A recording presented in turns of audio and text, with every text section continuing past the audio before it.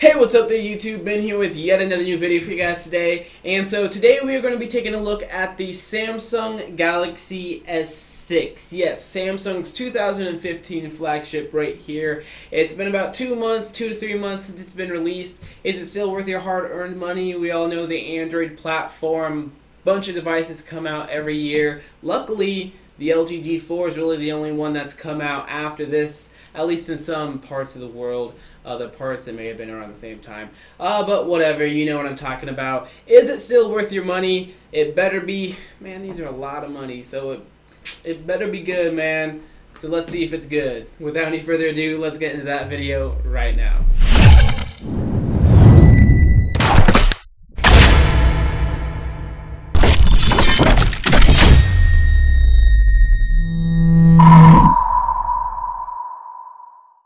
Alright guys, so the first thing we're going to take a look at with this phone is its design. So obviously you guys know what the Galaxy S6 is, more than likely I should say, but it's just built so well.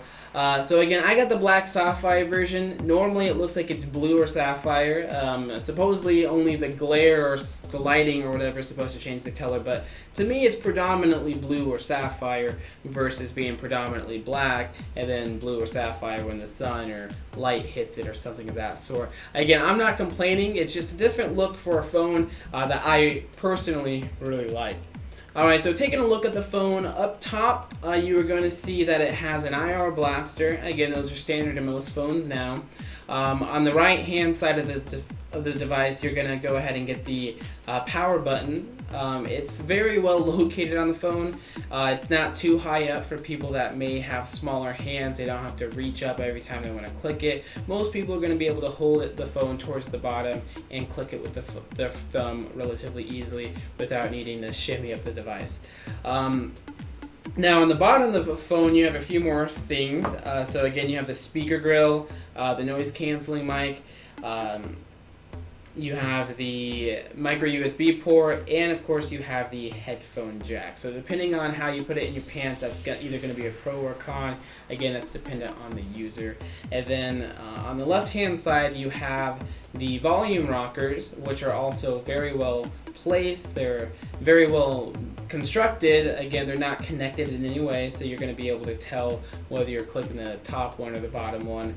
And they're also spaced apart very nicely as well, so they're not too close together. If you have big fingers or thumbs, you're not going to smush them together while trying to put the volume up. Day-to-day use with the phone, again, is also absolutely amazing. The phone runs very, very well. I don't notice any lag. Now, I am on AT&T's version, and when I first got the device, for whatever reason, it wasn't connecting to my Wi-Fi until I went to my router login and I updated the firmware. So if you're having that problem, I suggest you do what I did, see if your router needs to be upgraded, because for whatever reason, AT&T's version just seems to be plagued with some Wi-Fi issues for some reason, but this has fixed it for me. It doesn't disconnect or anything of that sort, but otherwise it did it a lot, and it made the phone lag like crazy, and I was getting ready to take this device back and not even bother reviewing it. I mean, it was that bad. And unfortunately, on my Verizon plan, I do have unlimited data for AT&T. I have like 6 gigs, and I used up like 4 because of that, like the third day I had the phone. So definitely be sure you try to look into that if your phone is having those issues. But again, that may be only on the AT&T version or only on some phones, but so take that with a grain of salt. That may be something that you want to look into. But again, everything else with the device is very, very fast. Again, on the Note 4 before Lollipop, multitasking was just so incredibly slow. You'd hit the reset home button, the reset button I should say, and it would just take about 2 seconds for it to pop up, whereas on the Galaxy S6 pops up instantly. So I'm very glad that's the case. That's one reason that made me not want to get the Galaxy S6, is because I figured that, again, in some of those areas it just wasn't going to be as fluid because of Samsung putting their own junk in the phone.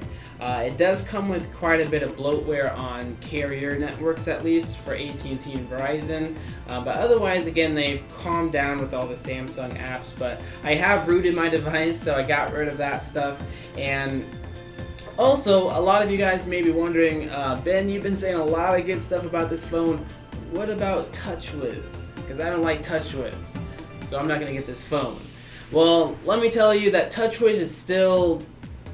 it's TouchWiz still. So, again, unfortunately, it's still not very good. I don't think phones really lag anymore, but there is still some jankiness that iOS doesn't have very often, at least compared to Android. Again, Android phones, you're not really going to see it ever either, but when you do see it, it's mostly on Samsung devices because of TouchWiz and because it's a resource hog. It likes to take up everything. So I got rid of that. I put Nova Launcher on top of it. Again, it only changes your home screen and whatnot, but at least it looks like Lollipop now. Again, I don't know why Samsung decided to not go with the look of Lollipop. They just should have took the design cues of Google, but they didn't. And so again, I got rid of TouchWiz pretty much right away. Nova Launcher or Apex Launcher. Even if I use a Nexus device, I put Nova Launcher just because you get more customization. You can keep it simple if you want, like a normal launcher, or you can go above and beyond and do all the little shortcuts and all that kind of good stuff that third-party launchers allow you to do. So again, I'm pro third-party launcher, but that's just me. The device again just runs absolutely beautifully. Now the screen on the device is absolutely just fantastic. So again, I believe it's a 5.1 or 5.2 inch display with a pixel density of I believe like a 573. And then obviously that's a 2K display. And it just looks incredible. So if you're watching, you know, some MKBHD videos, Newman Films, again, they upload their videos in very high quality formats. Everything you watch on the 1440p selection on this phone just looks incredible. Now, you don't see a huge leap in quality from 1080p to 440p. 1440p, but you do see a leap. If you look closely when you switch between the two, you will notice that a lot of the pixels do get a little bit more refined with that 2K display, but you do really have to look for it. You're not going to tell too much, of course. But again, the display is just incredible if you're watching those kind of videos. Another thing that you're going to like is the way that they contrast and oversaturate the colors. They don't really oversaturate, they just make the colors pop a little bit more. The blacks don't get lit up because it's an AMOLED display, so the pixels aren't lit up if one of the areas is truly a black pixel. It just won't light up, so the blacks are very, very deep on what you're watching. It really makes the characters or what you're watching stick out, which is very nice. Some people may think it looks a little bit too oversaturated, but most of the market really loves the display. And I also believe that DisplayMate has listed the Note 4 and the Galaxy S6 as the best displays, most accurate displays on the market right now. So even with that oversaturation, they seem to be the best displays, period, anyway. But again, that's all personal opinion. If you like another display, put that in the comments below. That's cool. Another thing you guys are also going to love about this device is obviously the camera. The camera, I'm laughing because the camera is just amazingly good. It's just so well made. It just takes pictures so just fantastic. Even the front facing camera, it's like, whoa. Now it does over sharpen a little bit, over saturate some pictures and whatnot, but it just looks, it's fantastic. I take Snapchat pictures now and people are like, dude, that's just, what are you taking that with? Are you uploading it from your camera? And I'm like, no, I'm definitely not. It's perfect. I mean, it's really well in low light situations. Right now I'm also in a low light situation, but again, I have this nice floodlight type stuff going on that's helping me pop out a bit more. But the camera seems to do that stuff for you almost automatically. So that's very, very awesome.